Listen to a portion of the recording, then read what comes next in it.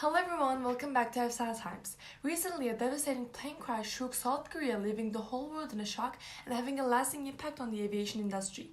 Today, we'll look at this heartbreaking event and explore the aftermath.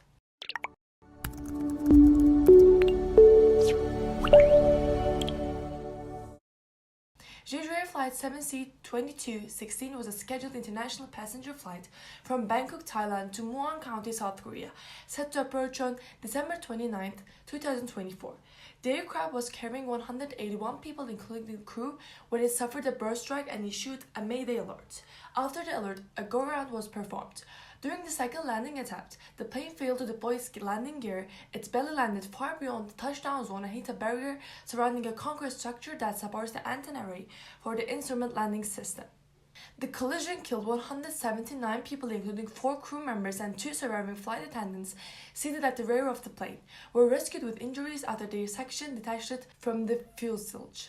Authorities have identified 146 of 179 victims, and efforts continue for the remaining 33.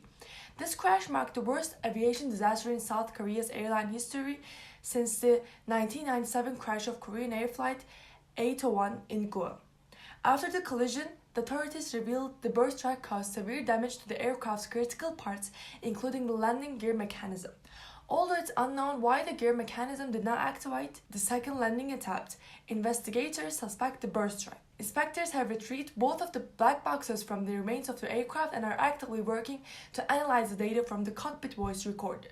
As the investigation progresses, the aviation community is paying closer attention to this disastrous event.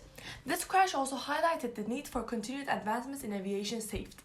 While modern aircrafts are designed to withstand the impacts, this incident shows the possibilities of vulnerabilities to address. Bird strikes, often responsible for non-fatal accidents, remain a significant concern. While airports have long implemented bird control programs, this incident has caused discussions about whether these systems are enough to protect the aircraft from such damages, specifically in vulnerable parts, such as the landing gear. The aviation industry is expected to see some significant changes with this disaster. The emotional impacts of these incidents are also undeniable. The families and friends of the victims are trying to cope with the sudden loss of their loved ones. Mourners began laying flowers, candles, and food both at a mourning altar set up in Muam and near the crash site to commemorate the victims of the crash. In conclusion, the crash of Jeju Air Flight 7C-2216 marks a devastating period in aviation history. As authorities continue to piece together the details of this catastrophic event, we are reminded of the unpredictable nature of air travel and the ongoing efforts to ensure the safety of everyone on board. This crash, while a tragic loss, has sparked crucial conversations about how the aviation industry can learn from this event to make air travel safer in the future. Our deepest condolences go out to the victims, their families, and everyone affected by this incident. This is the end of our video. If you enjoyed, please consider subscribing, and as always, it was Hafsa Times.